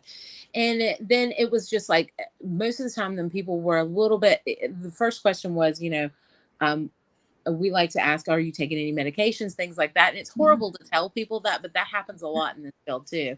Yep. Then we had one man who was willing to pay us money, put us up in a hotel, and this was back in the day where you did not take money. Like that is a big no. They were like, Mhm. if a group takes money, then they're unreputable. You know what I'm saying? Like this was way back when. And that he was like, I'll pay for this, I'll pay for that. And then we found out he thought a demon was coming through his swim trunks. You remember that, and attacking him? So we were like, okay, we're closing this down. Not that we don't want to help them, but it got to where we were, it was our safety. It got to Mhm. our part of safety because it was us too. And that we were one of the first ones to do that. And people were like, holy crap, you're not going to help the public. We were like, no, because we might end up in a body bag the way these things keep going. And then we saw more teams started doing it, and they were like, okay. And we used to tell people we like the scientific side of this. We want to pay, literally just be us, so I know there's nobody else, no other contamination, and I can study this. You know what I'm Mhm. saying? That's what really got us excited, was big locations. And then with that, we saw more teams trying to do that. And then we left. And then I think there's a lot that still go out there and do home cases.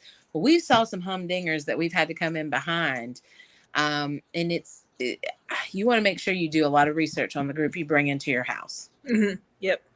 Yeah. I know a couple, probably about a month ago or so, I've done several talks about how to determine if a team is reputable, whether you want to join it or whether you want to invite them to your home.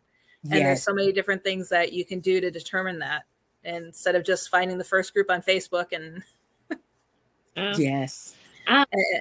Financially, when you pay to go to a location, that's taken away, like what Misty was saying, that takes away that makes you safe. And like, you leave your house at any time, you're going to pay money for any experience. Right. This is entertainment. You're paying for this entertainment. Regardless, you won't always get a ghost and things like that. But get them. Yeah, catching them. But you're actually helping to like restore this location. So they should really look at it as a contribution to restoring historical locations, because if they don't go hunt ghosts, then this like historical place is going to get shut down and demolished, because it's way cheaper to get rid of it, something brand new, than restore what you have. So, right. Yeah. And that's sad that it's like that. Very much so. Yeah. I don't think people understand also that a lot of these notorious and big locations have to start doing haunted houses. You'll notice that's a big uptick.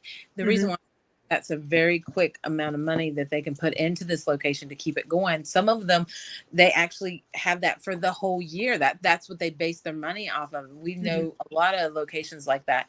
And if you can't investigate, I think that, and you just want to have a good time out with your family, go to a haunted house at one of these places. That gives them money and keeps them lights on too. Yep. Yeah, exactly. And you're not worried about the paranormal experiences, which you may still have. Yes. But you're there for you're there for another reason. Right. Exactly. Yep. Yeah. What I'd like to start seeing corporations start doing their retreats to these haunted locations. Oh, that would be awesome. Yeah, because you can see how somebody would work in a stressful environment if stuff really left on you. Like if you got falling off the walls, you got this. How are they going to? Oh my gosh, that's great. You need to double. That's your network retreat, everybody. Yeah. I think it would be a lot of fun if my company came to me and said, hey, we're going here, whether it was Waverly or, even Key West, to see Robert the Doll. I mean, I'd be like, sure. Yeah. People don't realize people have a fight or flight mode, and then people cool in the situation. So are you going to be one of those? You going to fight your way out of that office party, or are you just go with it? Man, that is intense. Now I just want to put people in those situations. I got your gears turning today. So I'm just checking the comments real quick. Yep. A Facebook user wants to know if you guys have ever been to Myrtle's Plantation in Louisiana. We haven't. We have talked about going there so many times, but we have not been to that one yet. Unfortunately. Yeah. Oh my gosh, we want to so much. We went to New Orleans a bunch. I love that energy there. Oh my God.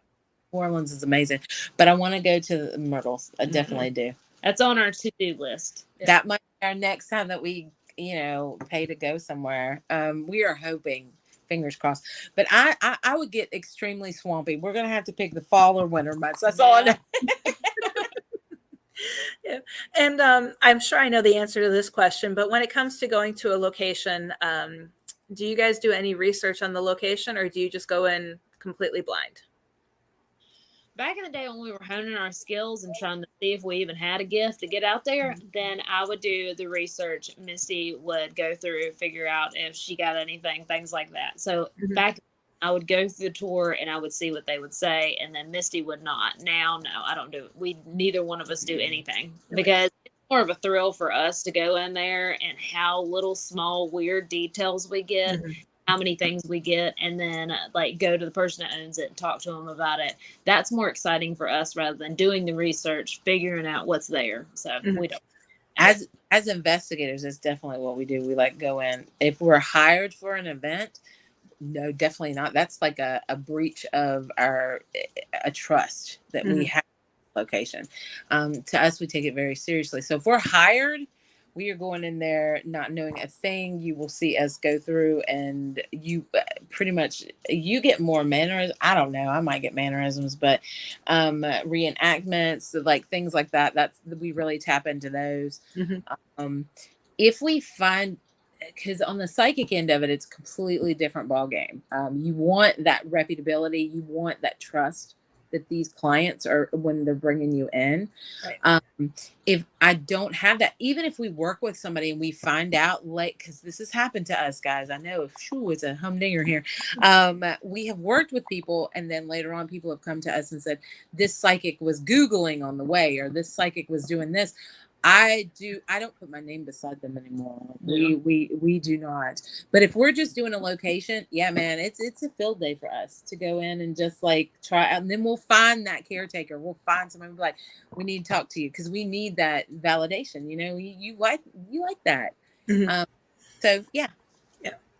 I mean, the research on my end, I mean, I'm not fully psychic. I know I'm an empath and I pick up on certain things, but I don't hone into that. And that's not why I'm there at the investigation. So I'm the one doing all the research behind the scenes.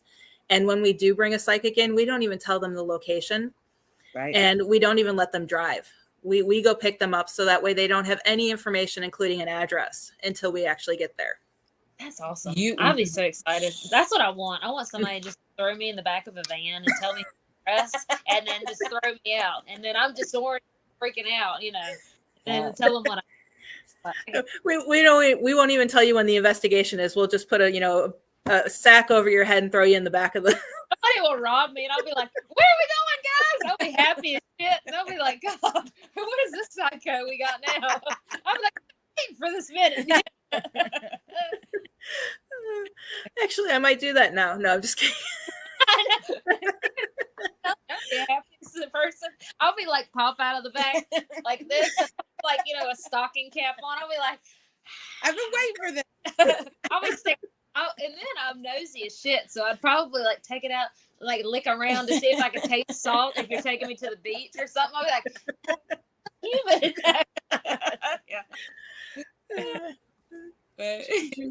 Oh, this is one thing I wanted to ask you earlier. You were talking about how you've talked to spirits and from the other side, and we still don't know what's on the other side. Do you think that there's a rule that they're not allowed to tell us? Oh gosh, this is good. Okay, you go, because I work mine different. We work actually differently with the spirit communication. So you go first. How I think of it is so Misty does more dreams and things like that. I rarely get dreams. So if I get a dream, then I know something's going on with it. But anyways, how I get it is I believe that with my... Do you think there's somebody who says don't talk to other people, like a spirit? Oh, well, hold on. Let me finish this thought. Okay. I'll get to that. Thank you. How I believe it is my ancestors, I think they tag in and out, and I can feel certain ones that are around me at certain times, and I believe they protect and things like that. I believe at certain locations, they still have their personalities, so I believe at certain ones will actually be like, okay, don't talk to them. You don't need to tell them more information. I believe that like ghost wise, I don't think that they could sit down and be like, okay, so when you die, this is what happens. I think that they are more personalized, as in, this is what happened to me. I don't think they're able to tell us what all goes on afterwards because, I just think that's not for us to know. I believe also I sit down with my clients when they do talk to me and they're like, well, what about this? What about this? What about that? I was like, they don't necessarily want to give you that answer and what to do next because they want you to live your life. Because if you to talk to them constantly and get all the infinite questions in the whole entire world, then you would never live your life to your own choices. You would always talk to them. You would always revert back to them. So that's the way I believe it is. I believe they can't tell you what goes on back there. And I don't, like, rule wise, I get kind of nervous about that because then I believe in God and the higher power, but I've never felt a spirit say my rules are not to tell you what goes on back here. But I believe they have some sort of code. Yeah. We got, okay, that's kind of funny you bring that up. We used to go to Major Graham's mansion. And this place, I don't even think they allow people there to go anymore. But this is one of the places we got to cut our teeth on. It was in one episode of Ghost Hunters. It was Moonshine and Madness. Yeah. amazing location. So the slave quarters that they have did not have electricity at that time. And we were up there, and we left our recorder, because that was a good thing you would do back then if you could lock down the location. I guess they still do it now, but you lock down that building, and then you come back and pick it up later on, and you review the evidence. And there was a spirit in there that said, do not talk to them. As soon as we went in, and I thought, man, that is crazy that they have this hierarchy. Like Ashley said, so this is how mine works a little bit. I make my ancestors or my spirit guides are at certain times, they will relay to the other spirits around, and then they relay it to me. So it's kind of like they put their feelers out, right? Mm-hmm. And on the other aspect of is this spirit is strong enough, it can go directly to me. So I think there's different layers. But when I'm doing my cleansings, because I do Appalachian cleansings, I have to interact with a lot of spirits that are attached to bodies. And a lot of times they will push back on me, and they'll say, and you could feel it. It's almost like an impression, because they've claimed this soul, or they've claimed other entities that are around, and they're very protective. So do I believe that there's a hierarchy? Yes, I do. Do I believe that they can tell other spirits what to do? Maybe.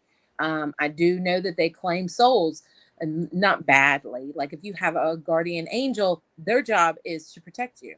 That guardian angel's job is to protect you. So they're going to push back on me, and they may tell to the other ones, no, you don't interact with this one. So yeah, I do believe that there's some kind of hierarchy. Can I tell you exactly what it is? No, I have no idea. I'm not over there. All I know is when they come with big energy, I know it and I respect it. And then I just petition to it to help me with the soul that they are protecting. That's just... We have a Facebook user question. He had mentioned, or they had mentioned earlier, that they had to call a team into their home.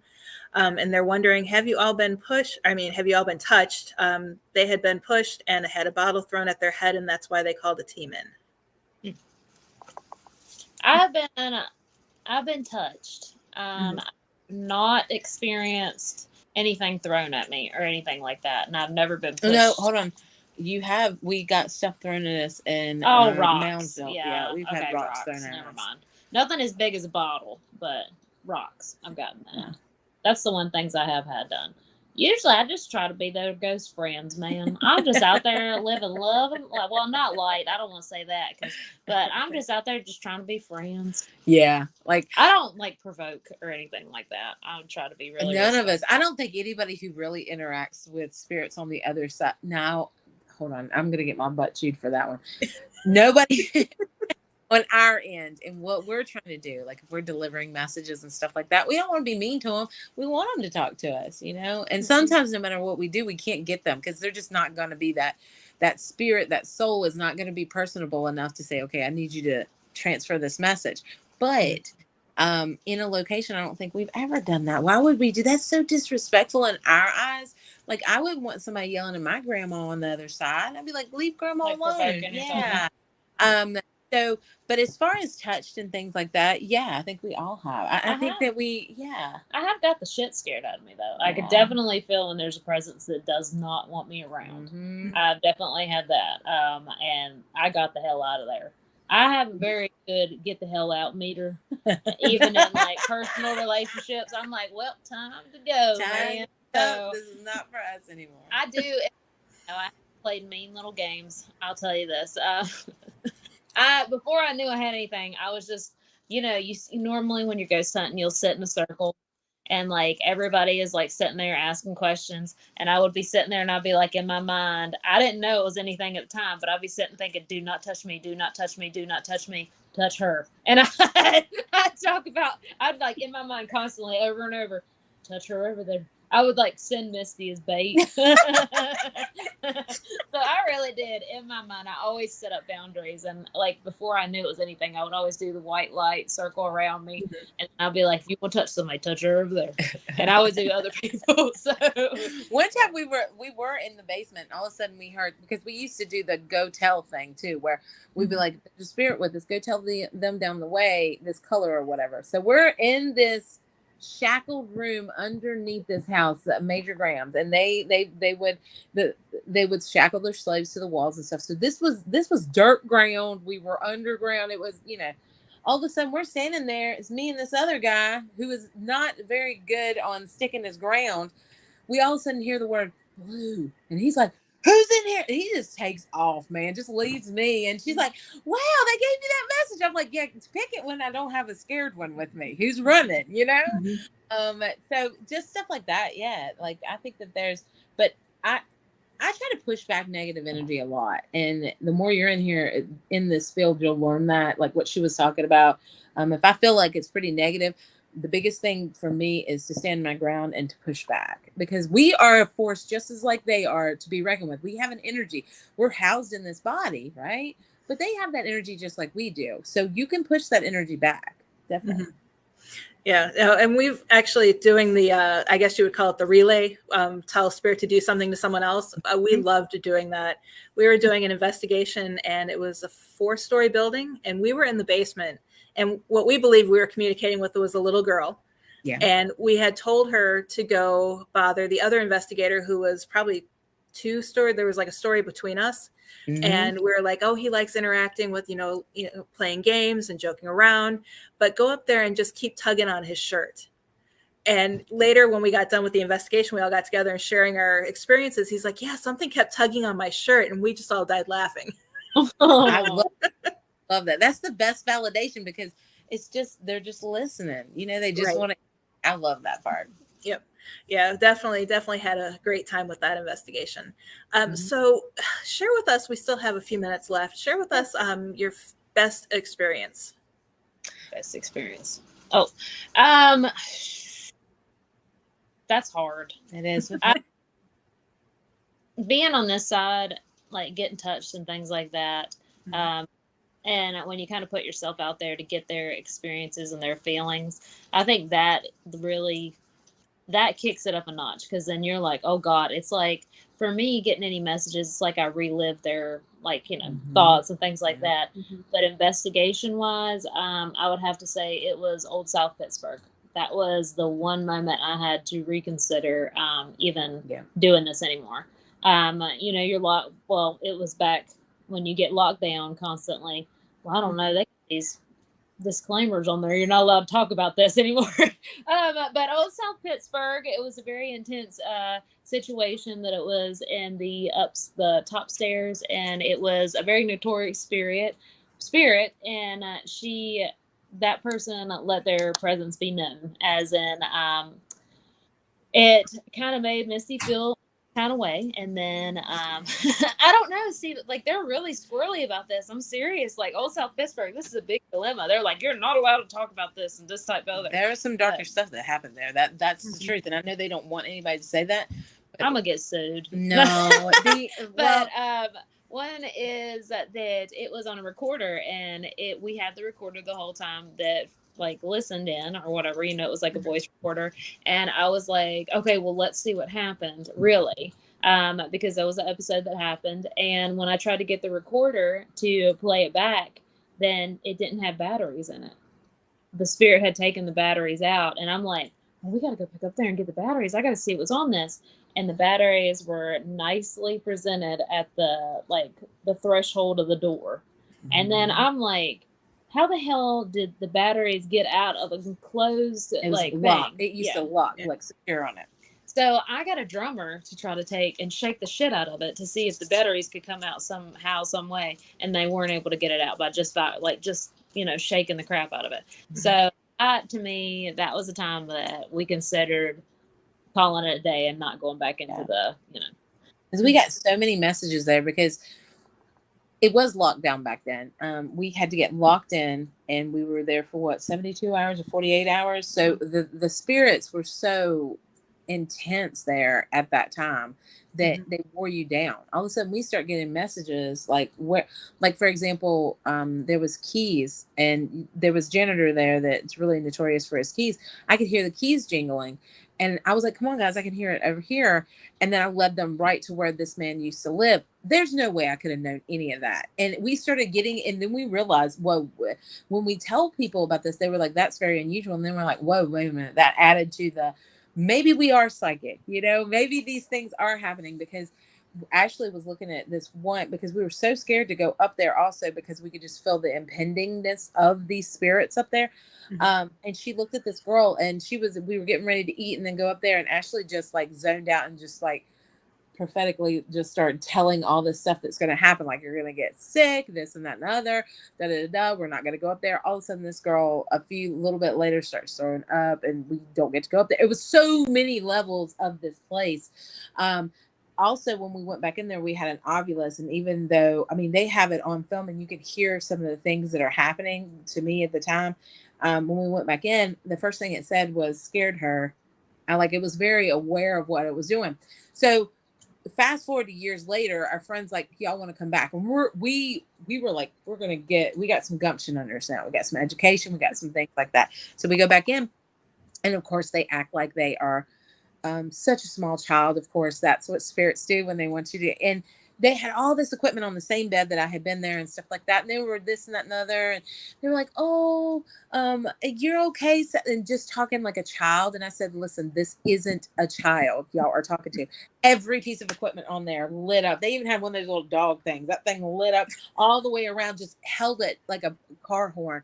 And then it went silent. And I was like, yeah, guys, this is not. And you could smell rotten meat when it would come into the room. Like, it was intense. And the sad thing that you remember, you were saying that they don't want us to talk about that. I'm finding so many locations that have switched hands that their history is lost too by these caretakers. They don't realize that all this other stuff happened before what happens now.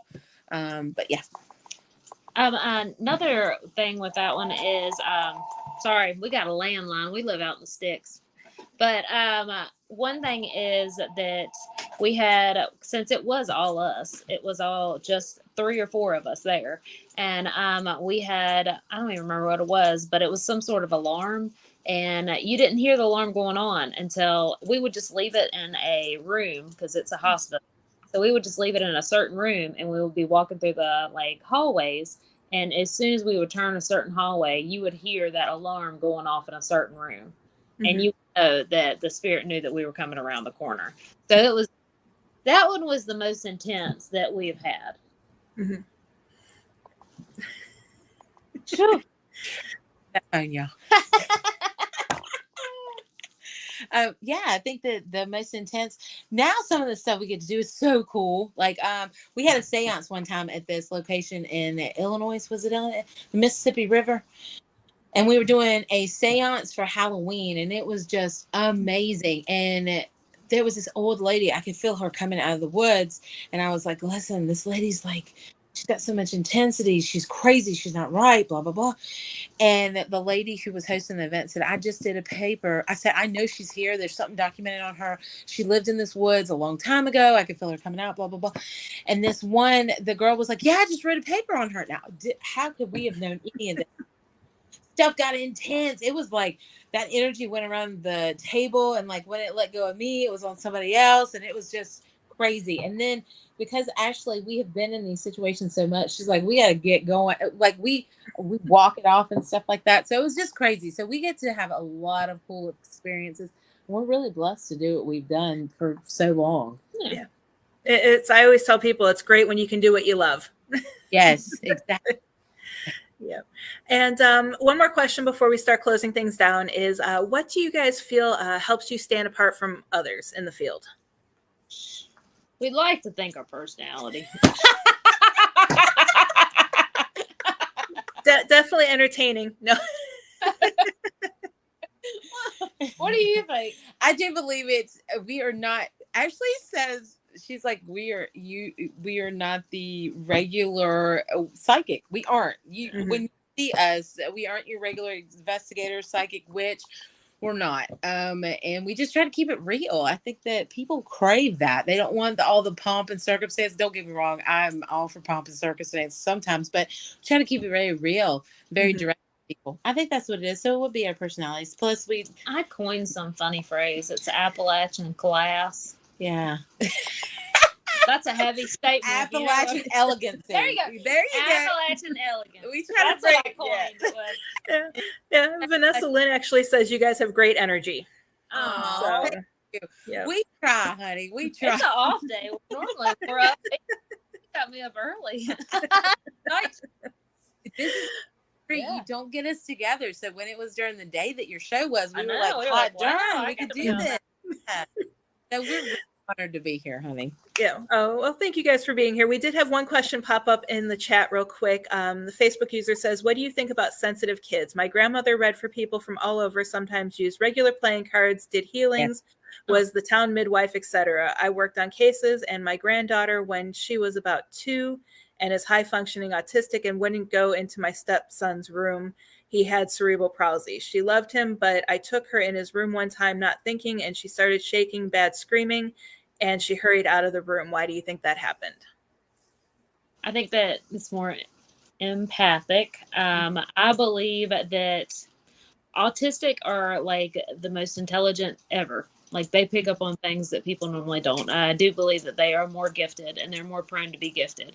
I am very touchy about children. I do read cards for children and I do like mentor children, but it's hard when a child has a gift and they're younger, because I've also been in a situation where a kid, they really put this child on a pedestal, and this child may had gifts, but there was so much pressure on that child to always be right. She took advantage of that, and the whole town had to pretty much drown a pond to try to look for a body that wasn't there. So it's good to personally shelter them and pick someone that can be a mentor to them, make sure that they go through all the steps and, make sure that they are a good fit for them to mentor them, because it would be a very rough road. There's a chance that they will see more spirits like in their house and things like that. It can really mentally function them or, disturb them sometimes. So you really have to have the correct person that can handle that, like as in they're knowledgeable about dealing with children and that they can guide them on the certain path. Because I hate to admit it, there's a lot of crazies out here that could take advantage of it. So that it's really touchy subjects with children with me. Yeah. But I was a child that had night terrors all my life, and we talked about, we didn't even discuss some of the things we saw as a child. We just kept it till we kind of came out. We were like, wow, you saw that too. I think the first thing to do is make your child feel comfortable 100%. Make sure that they understand that, hey, this is okay. It's not something to be ashamed of, because then what happens is the child starts to have a really big dilemma of, am I crazy, or am I not seeing things correctly? And then they're trying to sort out if they're even on the right level, and then it'll give that child more stress in that way too. So I say that, you just listen to them and you let them know it's all right. And everybody's unique in their own beautiful ways. But as far as what she's talking about right there, with the child and what do we think that the situation might be, there could be many facets to that, many facets.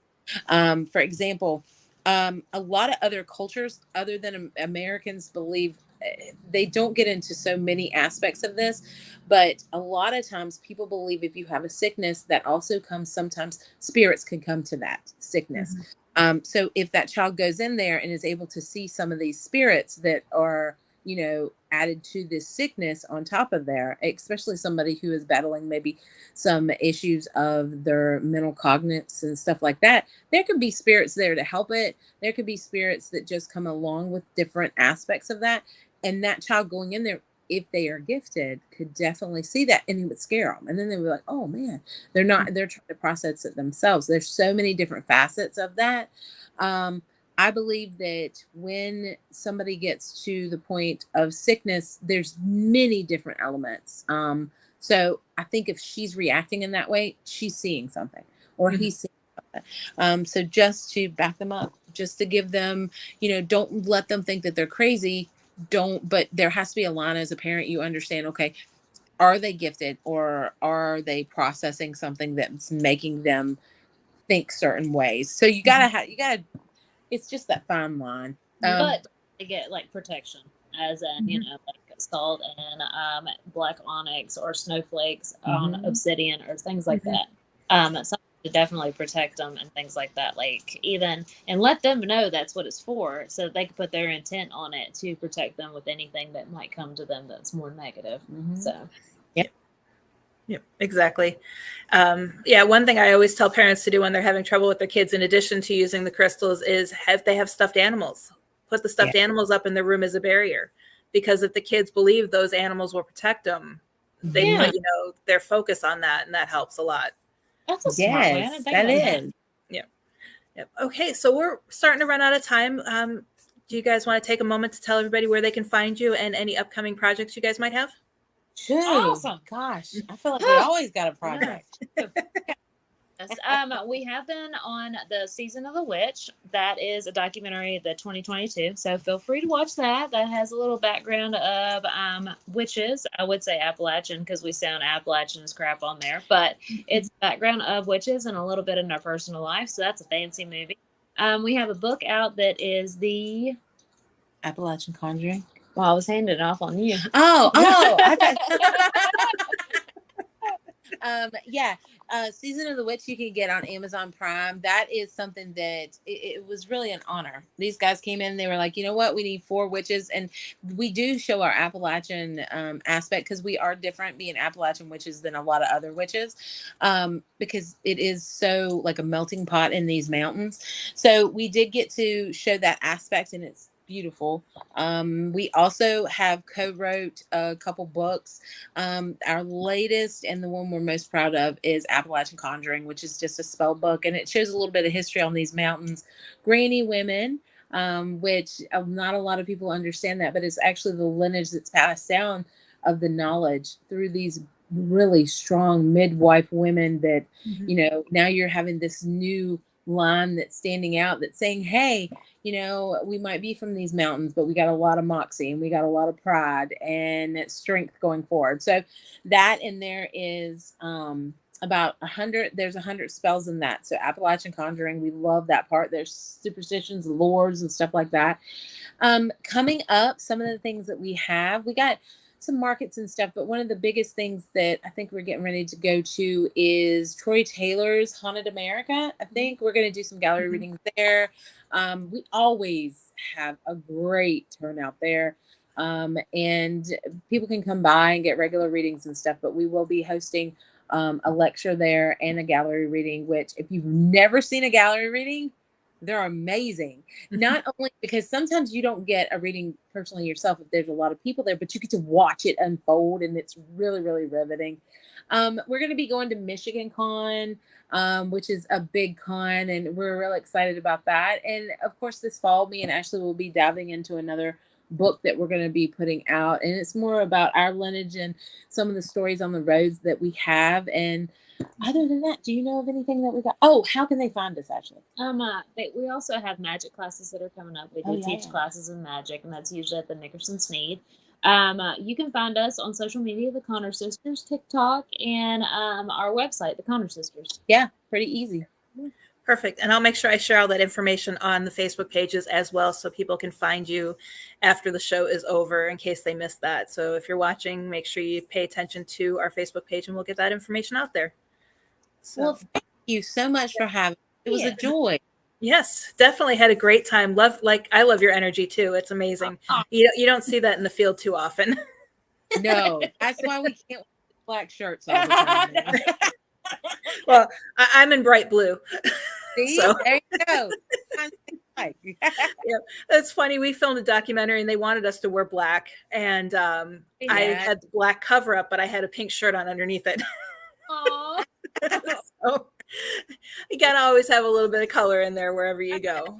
But thank you guys again, and definitely we'll have to have you on again soon. So I'll be in touch. We would love it. Thank you so much. Thank you. Okay, that was an absolutely amazing interview. Super excited to have them on here, and I'm definitely going to be reaching out to them for future episodes. And I think I'm going to reach out to them for our Ghost Education 101 show on Ouija boards. I think they would be perfect for that. Definitely could use their energy on that show. But again, guys, thank you for tuning in today. Super excited to have you here as well as my guest. It was a great conversation. Thank you guys for asking questions in the comments. You guys know you could always find my shows on WLTK DB Talk Radio. I'll be posting links later today and throughout the week on past shows as well as this show, so you can catch the replay. And if you guys have any questions, you know how to reach me, and it's at Exploring the Paranormal Show or at Dr. Heather Leigh. And I am always here to help you guys. So thank you again for your time. Have a fabulous week, and I hope you guys enjoy these summer months coming up. So I will see you guys next week when we have Natalie Crater on as a guest. Have a great week. The truth is here and now on WLTKDB Talk Radio at WLTKDB.com.